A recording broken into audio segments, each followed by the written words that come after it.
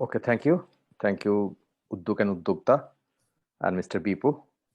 And it's a great honor for me and privilege to having Dr. Ashafuddollah, Professor Muazzam Sensei as a resource person here, and also as a guest, Abdullah Mamun, Dr. Sajid, and the Economic Minister, Mr. Nasir. I think it would be a great session, those who are attend in this particular webinar. And I would like to thank Toshiba for supporting this event. So I would like already Dr. Ashafuddollah introduced himself, but as a beginning of the session, I would like to request Mr. Ashafuddollah to self-introduction.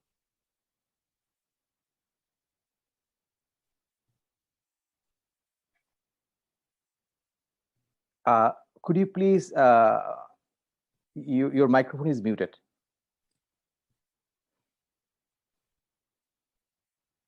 Well, my name is Ashafuddollah. I'm a freedom fighter. I was wounded, to the service of the nation, lost my leg. I served in the army until 1977. I was promoted to the rank of major, and I joined the Bangladesh Foreign Service in 1977. And since then, I had served in various capacities in Berlin, in Rome, in London, in Singapore, in Canberra. And of course, I was 2 terms as Director and Director General at the Ministry of Foreign Affairs. Then my first ambassadorial assignment as High Commissioner, I went to Sri Lanka from 1998 to 2002. And then I moved to Vietnam as ambassador. And I also concurrently was extradited to Laos. And in 2004, I was posted to Australia again as High Commissioner with concurrent extradition to New Zealand and Fiji. And then finally, I moved to Japan in 2006, and I served there as ambassador until 2010. So that's kind of my diplomatic the career. And after my retirement, I am back in Bangladesh, and I just I'm a very happily retired person. So just to sort of utilize my time to time, I write in various newspapers on various issues, international and national issues. As then I said that I was hostilized by Dr. Mokhlisur Rahman and was very impressed by his philanthropic work. And I also, have some very moderate, rather, my own personal resource.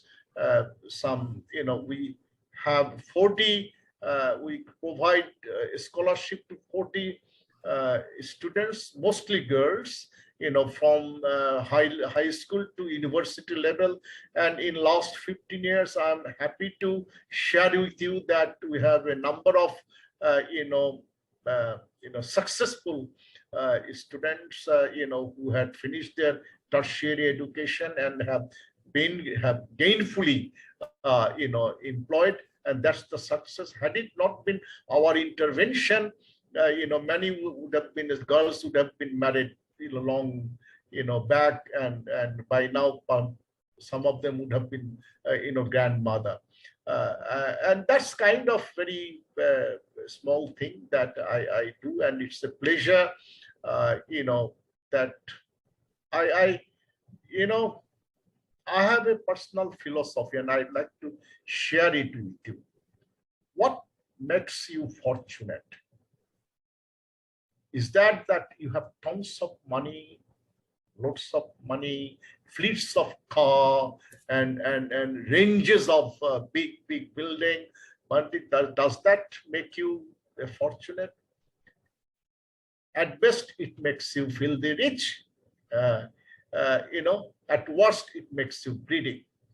But to be fortunate, in my philosophy, if you can bring a smile in the face of a less fortunate, that makes you fortunate.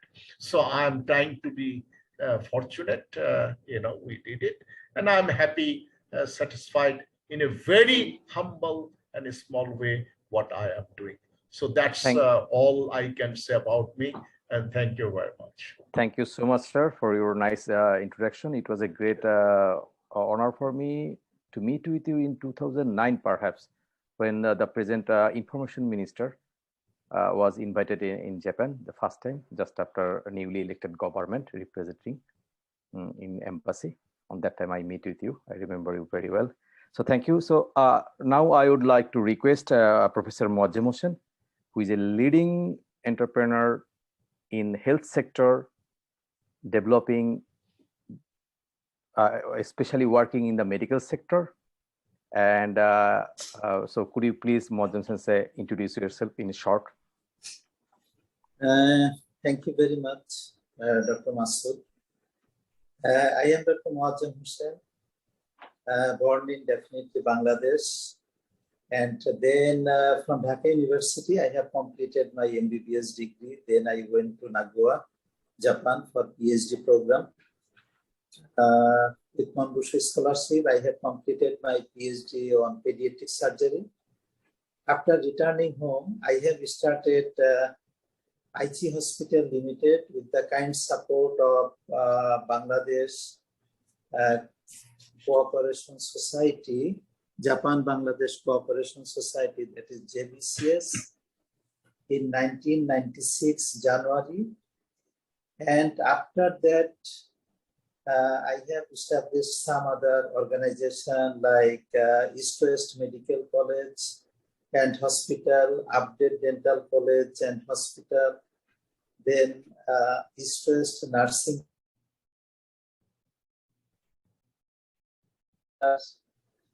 and then Japan East West Medical College Hospital, a joint venture hospital with a Japanese company, Green Hospital Supply.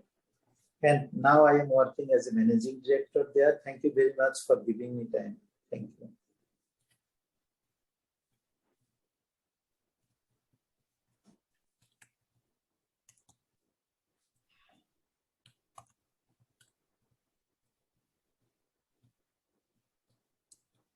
Please unmute, sir.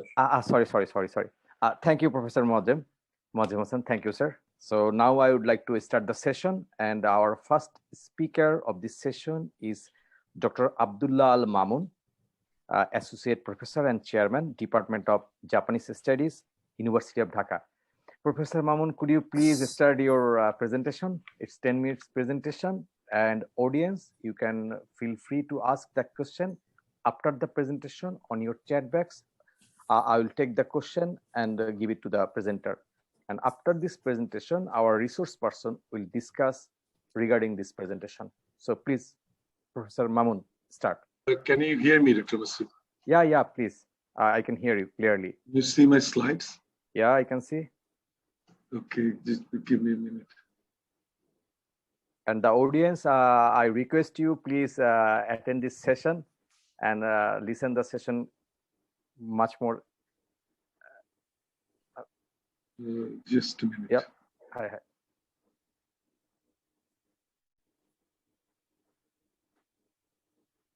Is my slide visible, Dr. Masood? Yeah, in my computer is visible. It's visible. Okay. The chair of the panel, very distinguished discussant, and the participant, very good morning to you all. And it is my privilege to speak to this very gala conference. And I'm particularly proud and delighted that Farhad is my student, and I'm I'm so delighted to see his capacity to organize this event. All my best wishes to you and your team. The topic they assigned me, or the title they have given me is Japan-Bangladesh Diplomatic Relationship and Future Prospect. But unfortunately, the chair has mentioned that I have to finish in 10 minutes. It should be a daunting task, but I'll follow your instruction and try to avoid the red card from you and try to finish in 10 minutes. But it will be a difficult task. So briefly, I like to define the present relationship and the future from three different perspectives: free and open in the Pacific and the ODA, the Japanese FDI and its challenges in Bangladesh now, and future trade and bilateral trade and what would be the predicaments for Japan and Bangladesh. Let's look at first look at the current regime of ODA from the perspective of free and open in the Pacific, and I'll touch upon the issues with the current aid regime. So these are very basic issues, particularly in front of Dr. Ashrafullah, who is well known to me, and Dr. Mojib. These are the very basic things to them, but for the spectators, let me just reiterate some of it, that currently the partnership has moved on to a comprehensive partnership, perhaps due to the economic development of Bangladesh and also the China factor behind it. So the main rhyme of the comprehensive partnership is the cooperation for global peace, economic cooperation towards for the mutual benefit, and of course, promotion of culture and people-to-people exchange. And we're the Japan is our #1 bilateral development partner, but most significant information is this: we're the largest recipient of Japanese aid now. And this is the outlook of free and open in the Pacific. Perhaps, as I said, that it is because this is designed to combat Chinese increasing influence in the region. And Bangladesh is highly prioritized, particularly I know a few years back when I talked to Mr. Asafuddola about this Bay of Bengal industrial growth, we too have discussion a couple of years back, probably in 14 and 13, we have discussion together, but now it is the reality set. So this is one of the focuses of Japan-Bangladesh relationship, and this will drive the full relationship in future, I believe. And you can see this Bangladesh is highly prioritized in this initiative. And one of the areas I like to highlight is the counterterrorism. Please note that is a new dimension in the relationship under FYP. Then, of course, the big B, we all are eyeing to it. Number of projects have already been started. And in 2014, Bangladesh and Japan agreed to this. And this initiative is to develop infrastructure, improve investment environment, and foster connectivity along Dhaka, Cox's Bazar to the ASEAN and beyond. This is the reason I'm saying that this is the future of Japan-Bangladesh relationship. A number of mega projects are already under implementation under this, and the remarkable are the Dhaka Metro Rail, Shahjalal Terminal 3, Matarbari Deep Sea Port, and the power plant, of course, Arai Hajar Economic Zone, Meghna Breeze, and etc.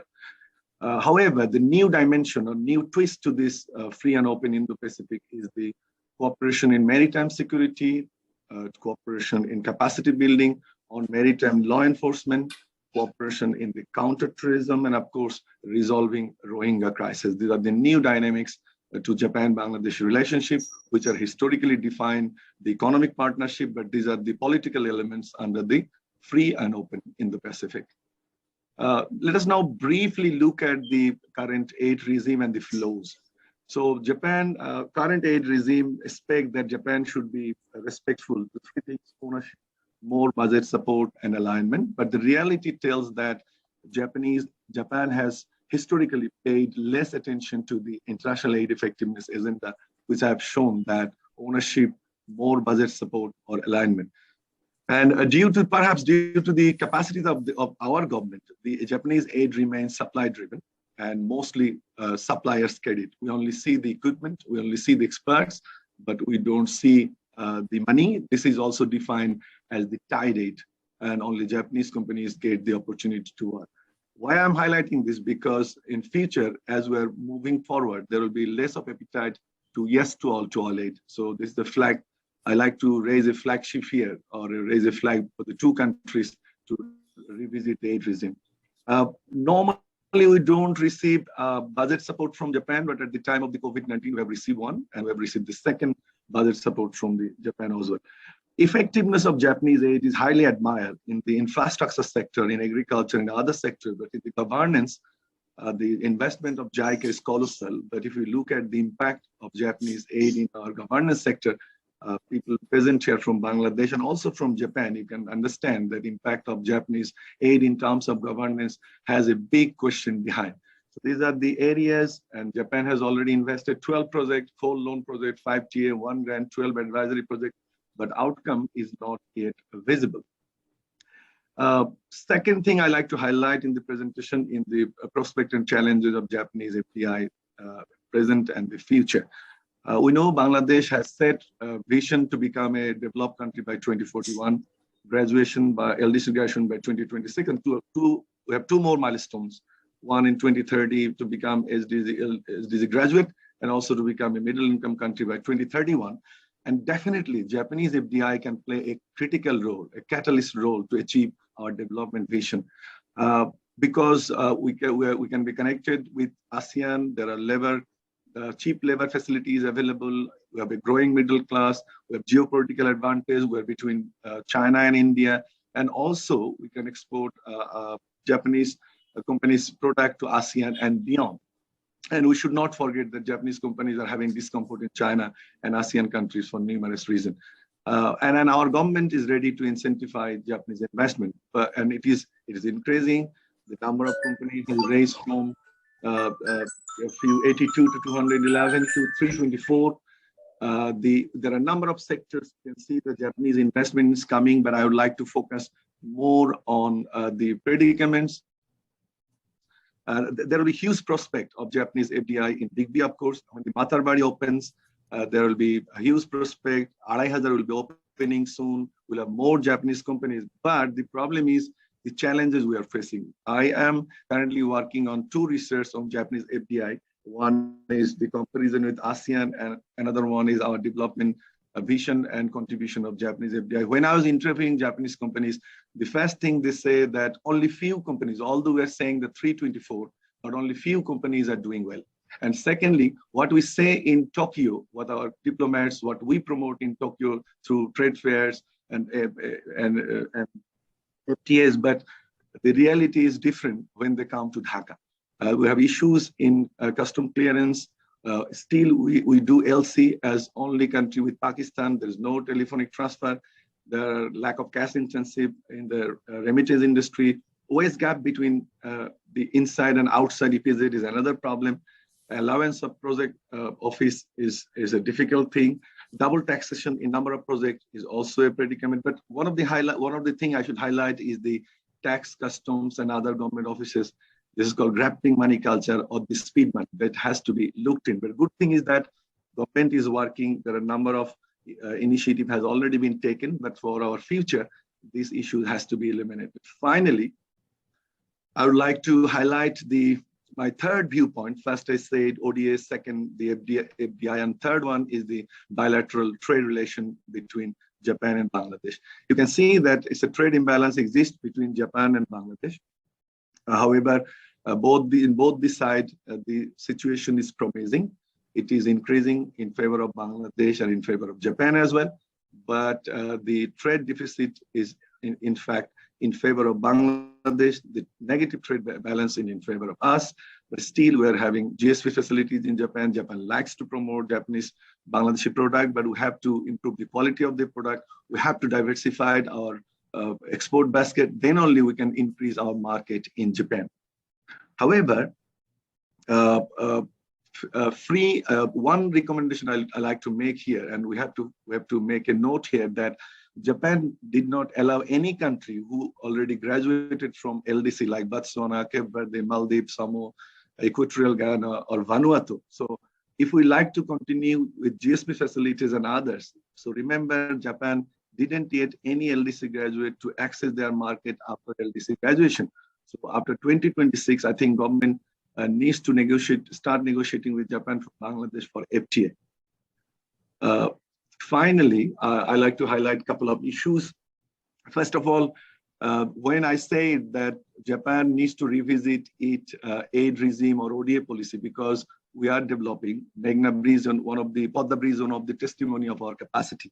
So we would not have the aid hunger as we currently have, and probably government will not say yes to any offer coming from Bangladesh, because historically Japanese aid is supply driven, and it is mostly suppliers credit practice exists. There is no scope for other companies to compete. So Bangladesh may not allow, with the progress of its economy, to have this leverage to Japanese government and the company of to show aid hunger and accept all Japanese requests or accept all Japanese offers in Bangladesh. Secondly, Japan should give emphasis to the donor orphan sectors, including the donor darling sectors such as infrastructure.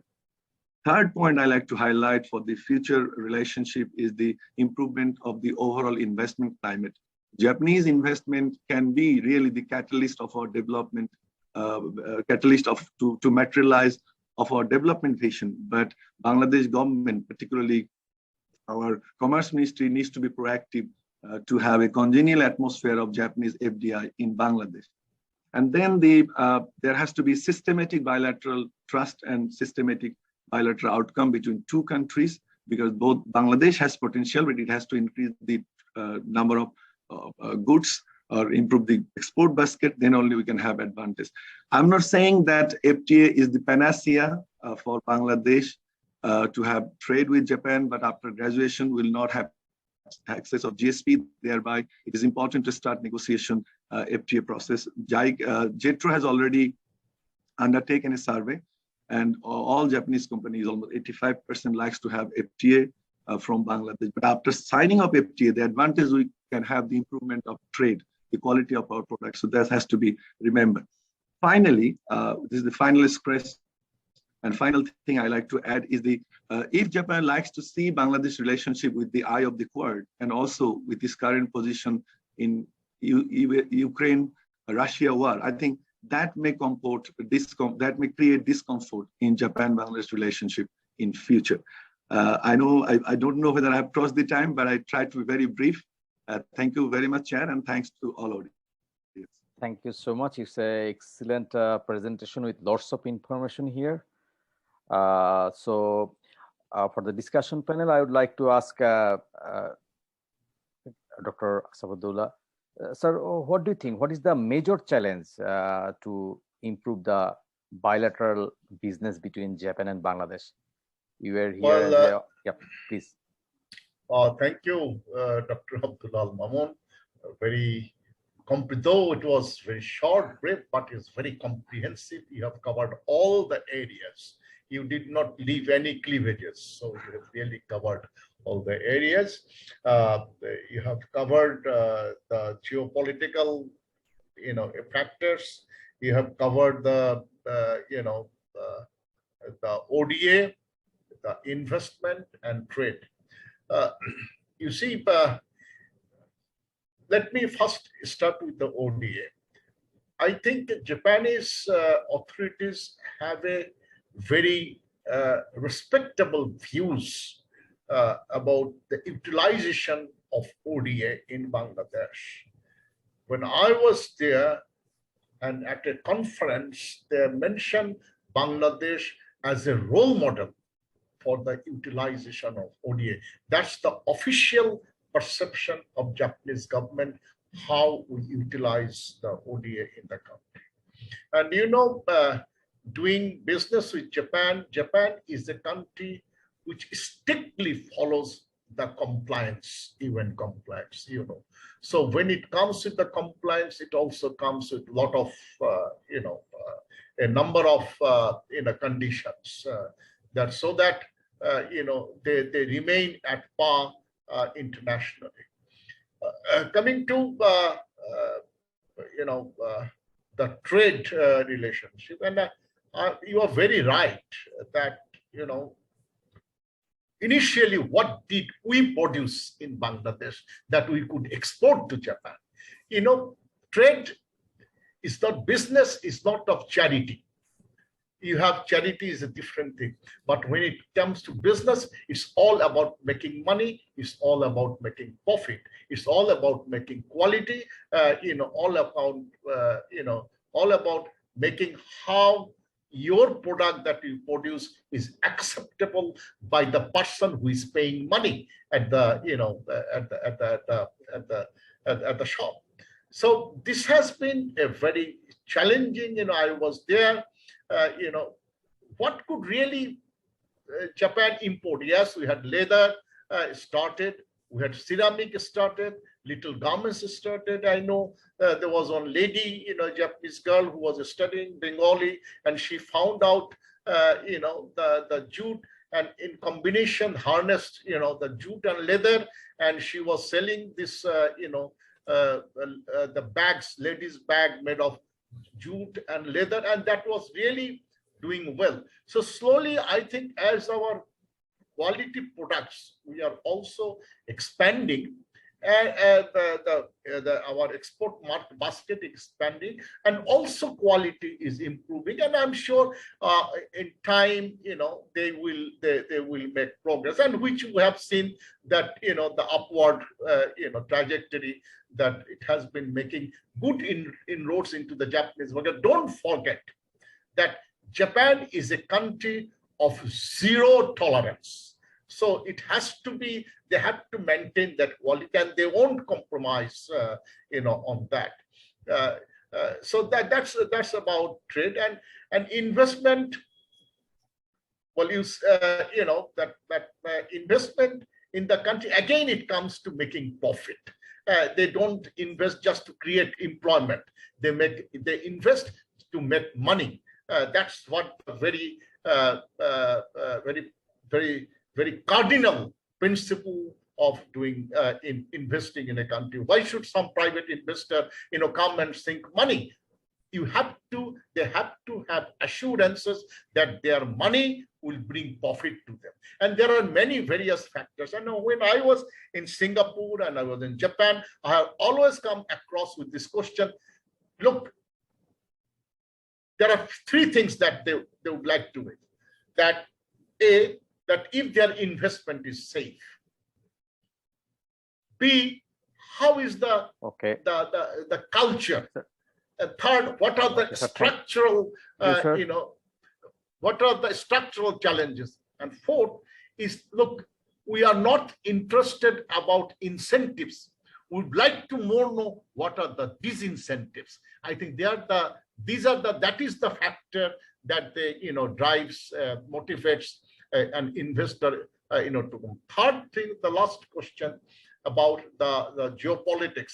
We have Quad, we have AUKUS, we have now, you know, the Russia-Ukraine war. Of course, they have their impact. And the smaller countries like Bangladesh, for them, it is one of the greatest challenges to maintain a balance, you know, between the companies. We need China for our development. We also need United States. We need Japan also. We need Russia also. So it's really, we are in a kind of an, you know, what you call the hard rock and the water. So that's where we are in between. But I think that so far, Bangladesh diplomacy comes under the leadership of Honorable Prime Minister Sheikh Hasina. We have been treating very well, very carefully, maintaining a balanced bilateral relationship with all the countries concerned. Thank you, Dr. Abdullah. It has been a very, very comprehensive,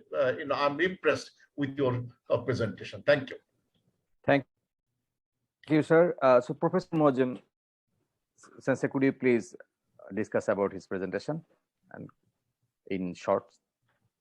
Thank you very much. Actually, Professor Abdullah Mamun had given a very nice presentation, and he covered everything, definitely everything. You know, as a medical professional, I work with the medical facilities, which we are trying to develop in this country with the kind support of Japan. And in this area, one Japanese company came forward to make a joint venture company. And already they have invested more than 500 crore taka in the private sector. And JICA also became our partner. So we have started our journey just 1 week before. 18th of this month, we have started our journey. So we like to serve the people, and we like to introduce the Japanese culture, Japanese standard diagnostic as well as treatment facilities. So this is actually about the investment, and you see in Bangladesh is a good place for investment because our basic facilities, that is company formation or other things, easily can be done. Joint venture, registration from VIDA, easily just within a week it can be received.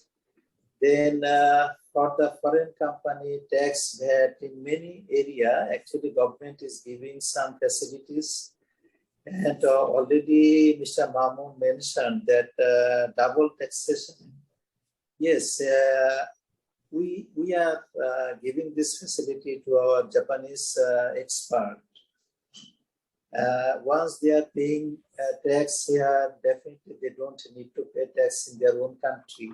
So in this way, I think Bangladesh is a good area for the investment, and our government also ready to give all sort of support for the foreign investment.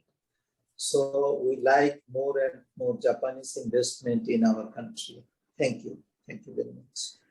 Thank you, sir. So I'm going to our next presentation. Next speaker is Dr. Tasbir Ahmed, presently working as a PhD fellow, University of Tokyo. Also, he's working as a assistant professor in BSMU in Bangladesh. So unfortunately, he physically he can't attend. So I asked our specialist team to upload his presentation here. Respected moderator, honorable panelists, fellow learned keynote speakers, and dear audience. It is indeed a great opportunity for me to talk about youth education and career opportunities in Japan. I am Dr. Tasbir Ahmed, PhD Fellow of the University of Tokyo. At first, I would like to thank Uddog and Uddogta for organizing this kind of seminar where we could talk about the future prospect of youth to study in Japan and also to build a career in Japan. In this occasion of 50 years of Bangladesh-Japan diplomatic relationship, I would like to pay my deepest respect to the father of the nation of Bangladesh, Bangabandhu Sheikh Mujibur Rahman. He set the leading stone for Bangladeshis to build a good relationship with Japan. Higher studies in Japan could be a great opportunity for Bangladeshis. At present, many different Japanese universities are providing English courses for international students. If Bangladeshi youth would like to pursue their career, I think this is the high time. Japan is famous for its leading innovation and creative technology.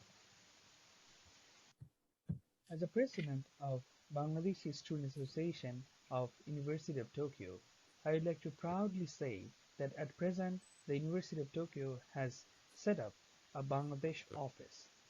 From there, a lot of Bangladeshi students can learn about educational opportunities in Japan and also in the University of Tokyo. And these steps are the clear sign that Japan is providing more opportunities for Bangladeshi students to pursue their higher studies in Japan. Higher education in Japan could be very challenging without funding opportunities. And for that, I would like to share some of the funding opportunities for my fellow participants. Next, the Ministry of Education, Culture, Sports, Science and Technology of Japan is providing highest number of educational support to Bangladeshi students. Every year, around 150 students could come to Japan through this scholarship.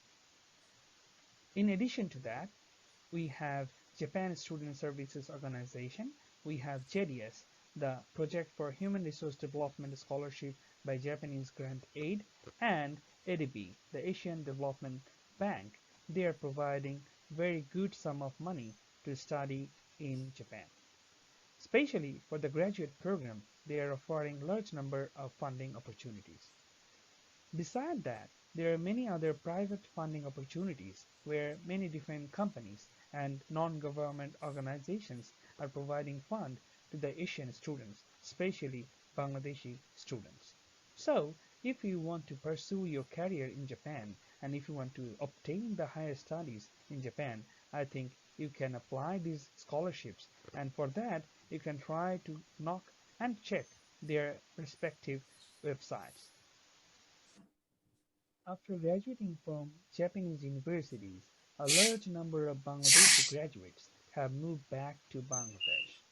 After returning to Bangladesh, they are really trying hard to develop the economy and the system of Bangladesh, especially in the field of medicine, policymaking, agriculture, education, engineering, and basic research. They are really showing a leading role where everyone is playing a vital role to develop the economy and as well as the culture of innovation and technology. This is indeed a great sign for Bangladeshi economy. As well as there are a large number of expatriates who are now staying in Japan and trying to learn different ideas and also try to disseminate this knowledge with the Bangladeshi fellow colleagues. This is indeed a great opportunity for both the countries to exchange their ideas and to share their opinion, and it can help to develop the economic relationship as well as to mark the beautiful friendship of Japan and Bangladesh's peaceful policymaking. But still, there are some challenges for Bangladeshi students who would like to pursue their career in Japan. First of all, the Japanese language is a big challenge for them. Most of them, they don't have a basic knowledge of Japanese language. Especially those who are in the graduate program, they don't have the mandatory educational rules where they have to study Japanese at least for a certain time. And that's why there are limitations in Japanese language could become a very vital role in terms of their future career. As well as there are some cultural differences, and many people they might have some problem to adjusting with this kind of cultural differences. Even there are some limitation with the funding resources.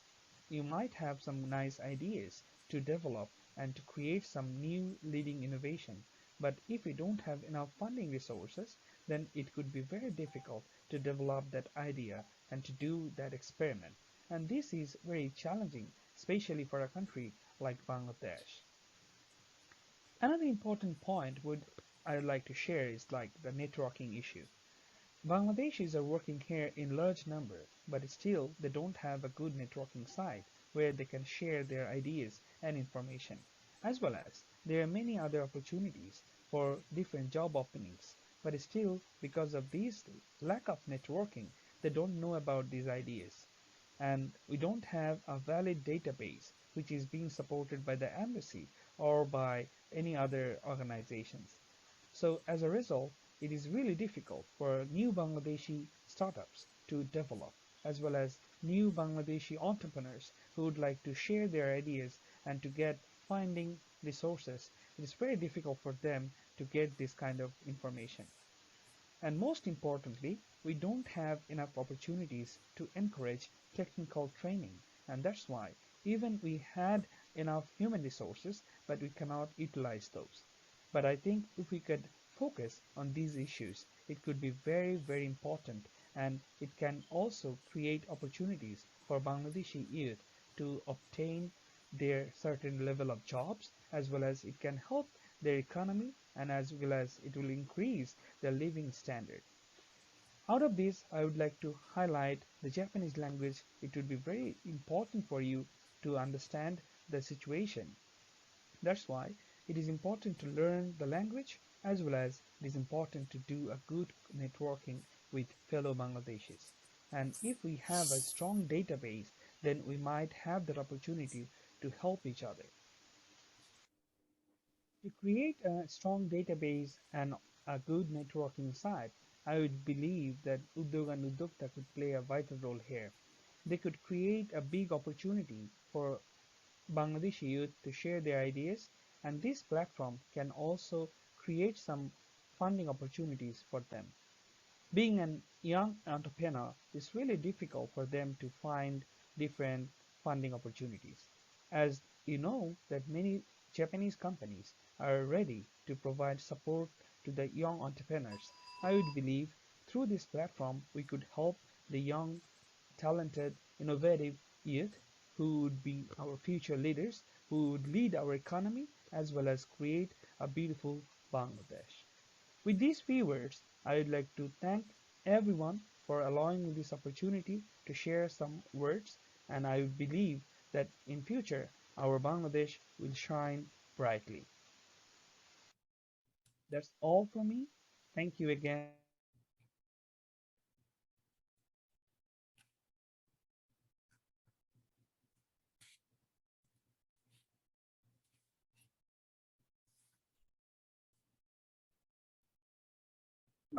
Thank you, technical team.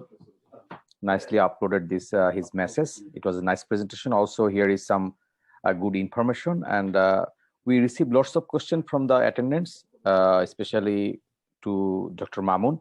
Dr. Mamun, I will ask you later, just after remarks from Professor Muazzem and Asabudullah sir with this presentation. So, Professor Muazzem sir, could you please?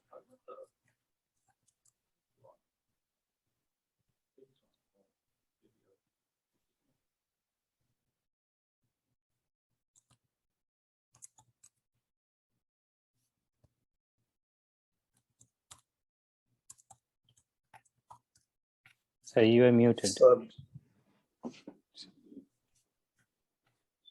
I am also a Japanese graduate, you know. In 1990s, we have visited Japan and study in Nagoya University, stayed there almost 5 years. So we know there is some cultural problem, there is a food habit problem also in the beginning we face. Then language problem. Yes, everything can be overcome if our Bangladeshi student they get the chance. And in that case, you already mentioned, as a very expensive country, it is difficult without scholarship to study in Japan.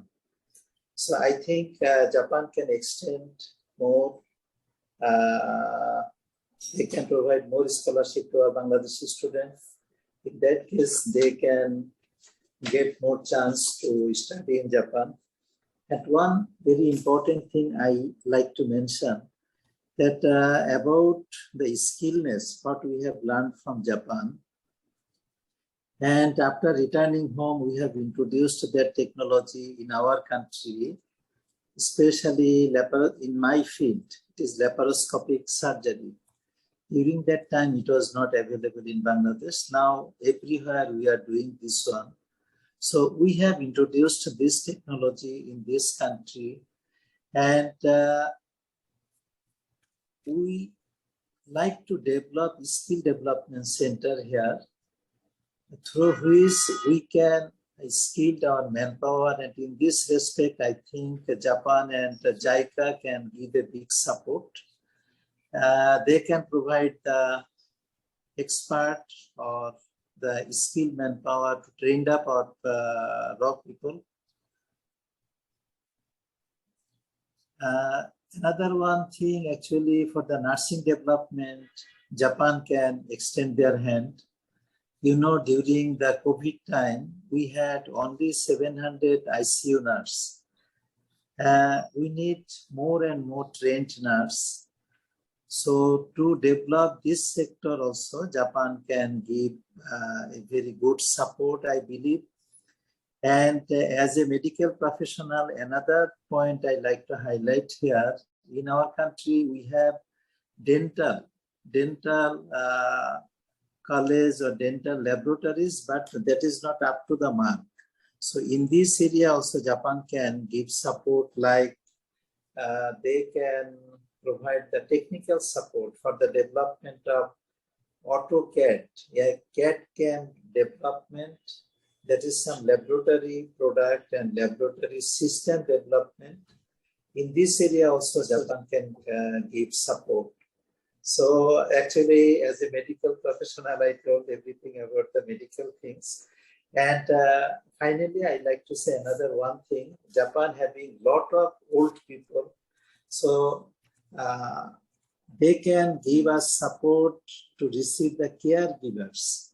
Caregivers, that is, if we train our people and they can learn the Japanese language, in that respect, in that case, they can receive this manpower for the to serve the people, old people of Japan. Thank you. Thank you very much. Okay, so now I would like to ask Dr.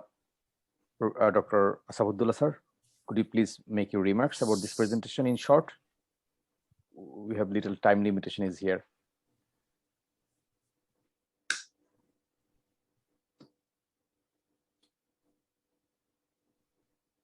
Sir, are you here?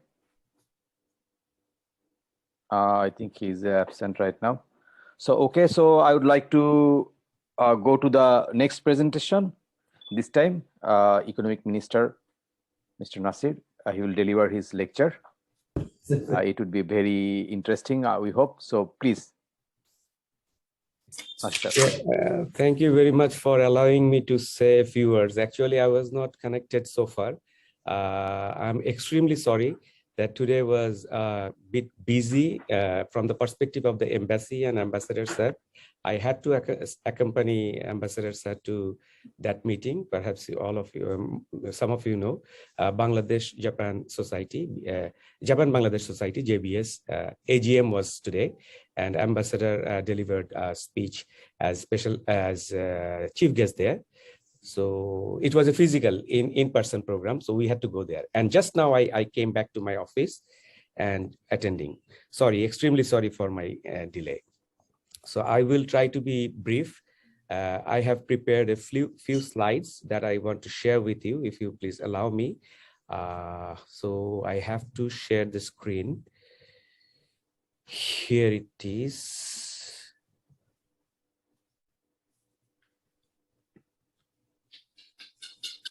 I hope it is okay.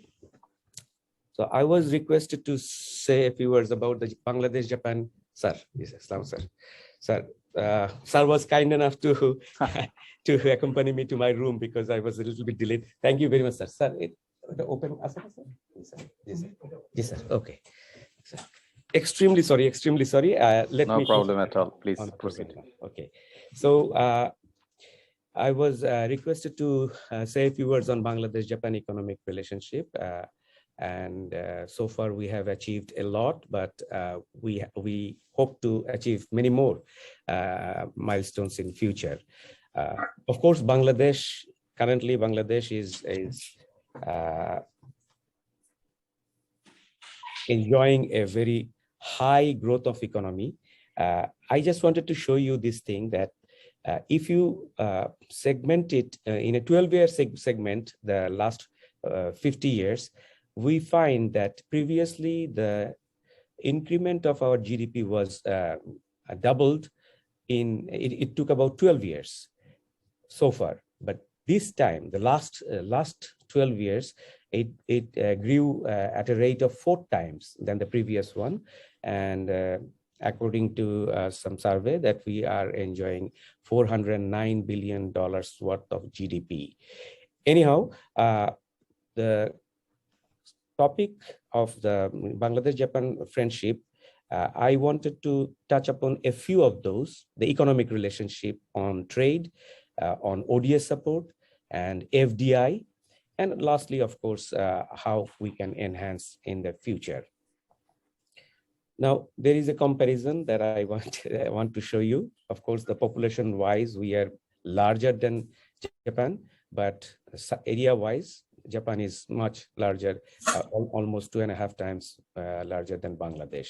GDP-wise, many more times. GDP per capita also they are enjoying more than $40,000 whereas we are $2,500 or so.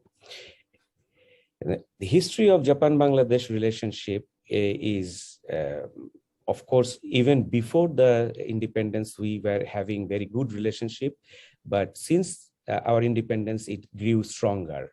And during our independence, War of Independence, we received support, not only moral support, ethical support, but also substantive support from Japan, from our friendly country in the world arena.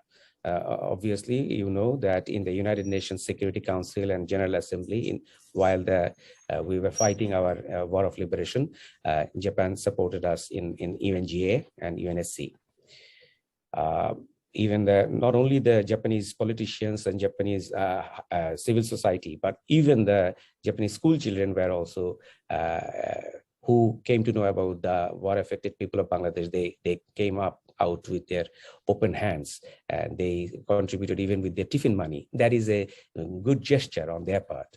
And you know that the relationship of Japan-Bangladesh, foundation of that relationship was established during the visit of our father of the nation, Bangabandhu Sheikh Mujibur Rahman, in 1973. And that his visit at that time set the tone of the relationship, the way it will go forward in future. And subsequently, our Honorable Prime Minister, Sheikh Hasina, visited several times Japan. During her Japan visit in 2014, perhaps it has been already said many times, but let me repeat that during her visit in 2014, she visited in the month of May, and her counterpart, Japanese Prime Minister Shinzo Abe, visited Bangladesh in September. So during her visit to Japan, the bilateral relationship was upgraded to comprehensive partnership. And currently, obviously, we are trying to further upgrade it to strategic partnership. However, during that 2014, since 2014, when the comprehensive partnership was launched, the relationship, which has multifarious segments and dimensions, obviously, our economic relationship also strengthened further. Now, as I said before, the trade relationship is one aspect of our economic relationship, and you will find that the trade which was there since 1972 has been enhancing gradually. Currently, we are enjoying a two-way trade volume of about $3 billion, more or less, plus and minus, but it has been increasing since 2010 significantly. And these are some of the top export items from Bangladesh to Japan. Like our export volume to the world currently, just yesterday I was watching in a survey that Bangladesh has touched the $50 billion worth of export item to the world. And in that trade volume, obviously our RMG or apparel sector takes the most part, more than 83%. That is true in case of Japan also. When we are exporting to Japan, our export items, most of the export volume consists of these apparel items, both knitted and non-knitted, both. And these are the import trend. Of course, import also has been increasing gradually, but we are exporting more than the import. So there is a trade deficit. As a country which is as big as having an economy of $5 trillion worth, Japan is obviously enjoying the positive, surplus rate compared to Bangladesh. These are some of the items which we import from Japan. Automobile taking up the first place, of course, and then there are other items which are irons and machineries and some other electronics and electrical goods. Now, the trade policy, if we want to review a little bit, we know that Bangladesh has adopted Comprehensive Economic Partnership Agreement, CEPA, which was since 2014, and Of course, Japan has been providing us with the GSP facility, which allows us to enjoy lower tariffs than the general tariffs. But perhaps it has been said many times before me that Bangladesh is going to graduate from LDC status in 2026. And then perhaps the DFQF facility that we are enjoying now, it will no longer be there. And that might have some impact on our trade relationship. So there might be some aspects that we need to reconsider, and we have to, currently we are actually in some sort of interaction. I would not say negotiation, but some sort of interaction has already started. We are discussing with the Japanese counterpart about FTA or similar kind of agreement that we can achieve with our friendly country, Japan. There is this survey from one of the surveys that I have taken, that once our LDC status will no longer be there from 2026, the MFN tariff, the facilities that we have been enjoying so far will no longer be there. And so we will have to, the exporters will have to face higher tariff rate, which might have a negative impact on our trade relation, not only with Japan, but in the world scenario. There might be some other aspects where we have to rethink our policies. But in case of Japan, these are the tariff rates that we will have to face.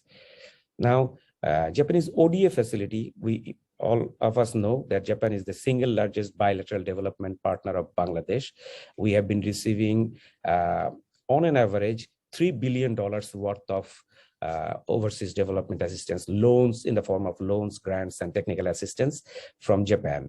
And that volume since 2014. Of course, since our independence, since 1970, actually in 1972, 10th of February was the date when the diplomatic relationship was established between Japan and Bangladesh. So last year, this year, 2022, 10th February, we celebrated that establishment of diplomatic relationships 50th anniversary, a golden jubilee. But side by side, we also celebrated this year, this month, this is July, last month, 10th of June, we also celebrated the reaching of 50th year of JICA Bangladesh cooperation, which was started in 1973.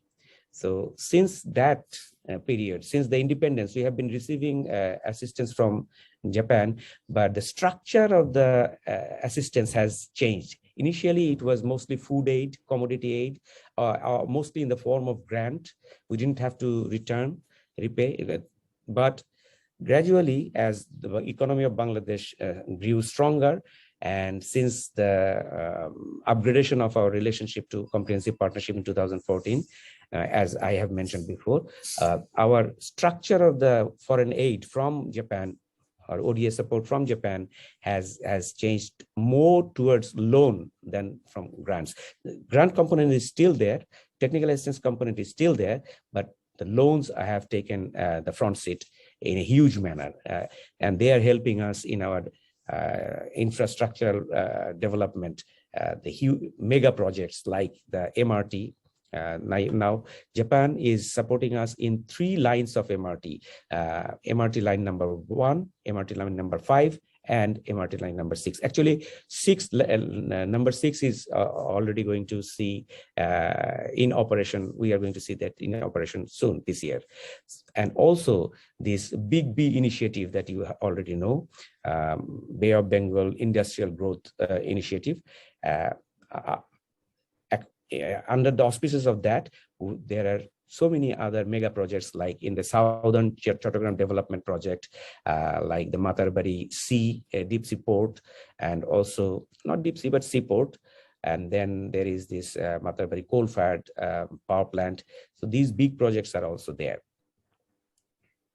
And as you can see, that the ODA share of Bangladesh, even it was greater before, but it has, the share of ODA to Bangladesh compared to Japan's ODA to the world has been reducing. That is simply because there are so many more other contenders for Japanese ODA. Now, the total amount of active loans for Bangladesh, currently there are a number of projects, 79 projects are there. Sorry, how many minutes can I take?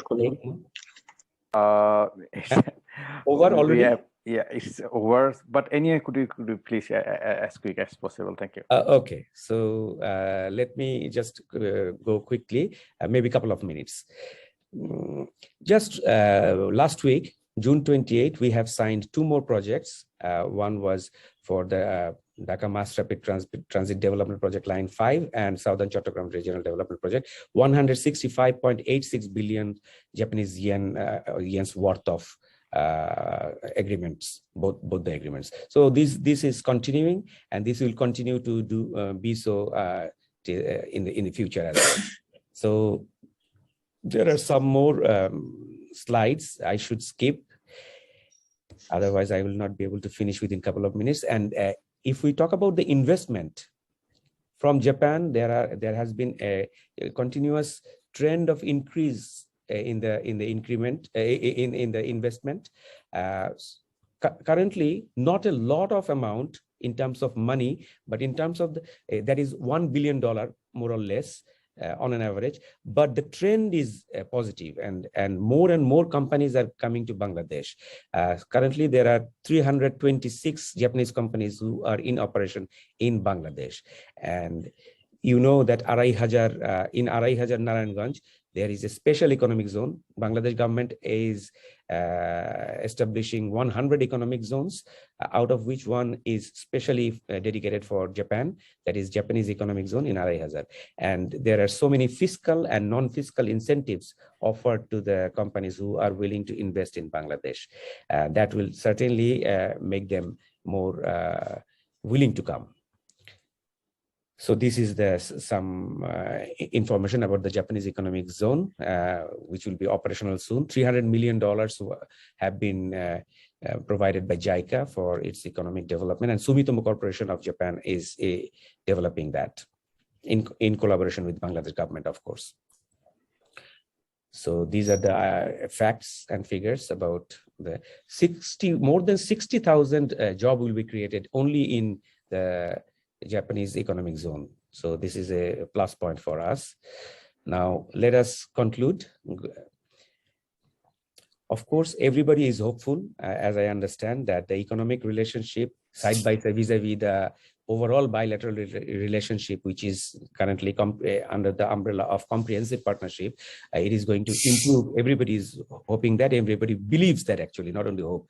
And we are going to upgrade it further in strategic partnership, which will enable us to be engaged more deeply, in terms of the economic partnership, economic activity.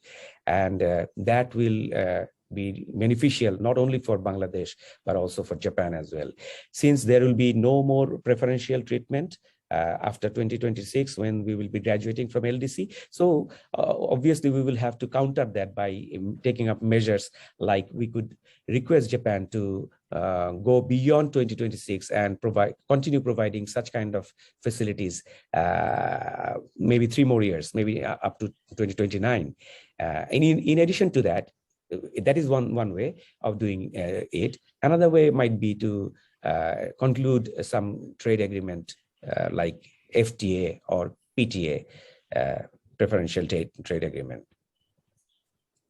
So, and someone just was telling, when I logged in, I was hearing about this nursing and caregivers. I was hearing about this kind of thing. Of course, the kind of scenario that we are observing in Japan now, that it is an aging society. Most of the developed countries are like that. So there will be more people to take care of rather than less people and less people to provide care. And since Bangladesh has a lot of large population, more than 164 million people now, most of whom are of the age of very young age.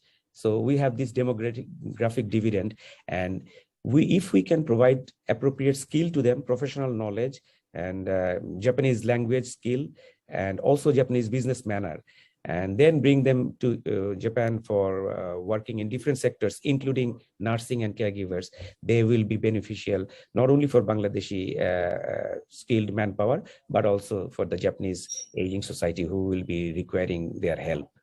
So I hope that this is just only one example, but there are many other aspects where we can engage economically.